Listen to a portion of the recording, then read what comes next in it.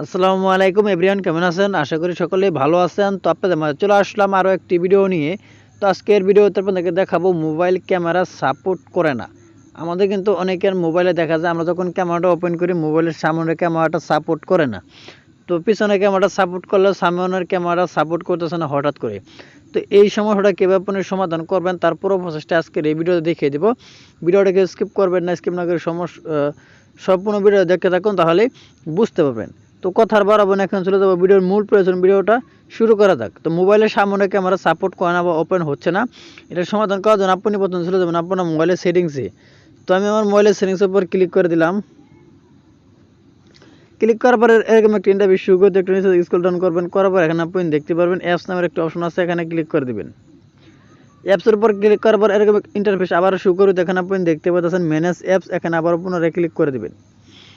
Manage অ্যাপসের উপর click করার পর আপনার মোবাইলে যতগুলো অ্যাপস আছে এখানে কিন্তু সমস্ত অ্যাপসগুলো কিন্তু শো করবে। তো আপনি এখান থেকে আপনি ক্যামেরা যে অপশনটা আছে এখান থেকে আপনি খুঁজে বের করে নেবেন। তো আমার এই যে ক্যামেরা অপশন, তো আমি এখান থেকে খুঁজে বের করে নিলাম। তো এখানে ক্লিক করার আগে আপনাদের ছোট্ট একটি রিকোয়েস্ট করবো।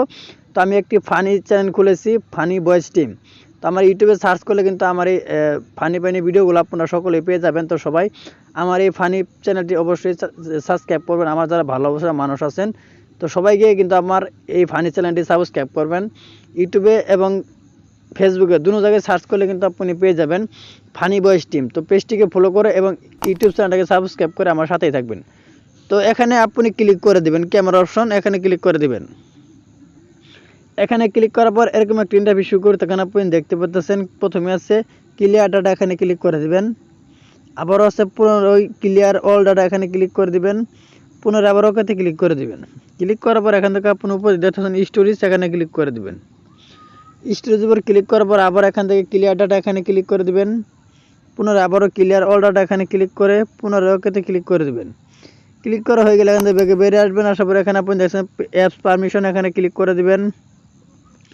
অ্যাপস পারমিশনের উপর ক্লিক করার পরে এরকমভাবে সবগুলো আপনি অ্যালাউ করে দিবেন যদি অ্যালাউ করা না থাকে। তো অনেকের মোবাইলে কিন্তু এগুলো অ্যালাউ করা থাকে না, অ্যালাউ করে নেবে যে এরকমভাবে যদি সবগুলো নিচ থেকে থাকে সবগুলো আপনি অ্যালাউ করে দিবেন একটা একটা করে।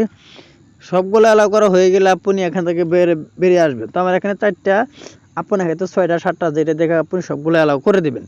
অ্যালাউ করা হয়ে গেলে এখান থেকে শুধু আপনি বেরিয়ে আসবেন।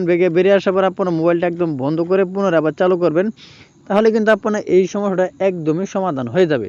তো এই ছিল মূলত আজকের ভিডিও। আজকের ভিডিওটা মনে ক্লিয়ারলি বুঝতে পারছেন। তো আজকের ভিডিওটা যদি ভালো লাগে অবশ্যই একটা লাইক করে দিন, আর প্লিজ চ্যানেলটি সাবস্ক্রাইব করে আমাদের সাথে থাকেন। সবাই ভালো থাকুন, সুস্থ থাকুন, আল্লাহ হাফেজ।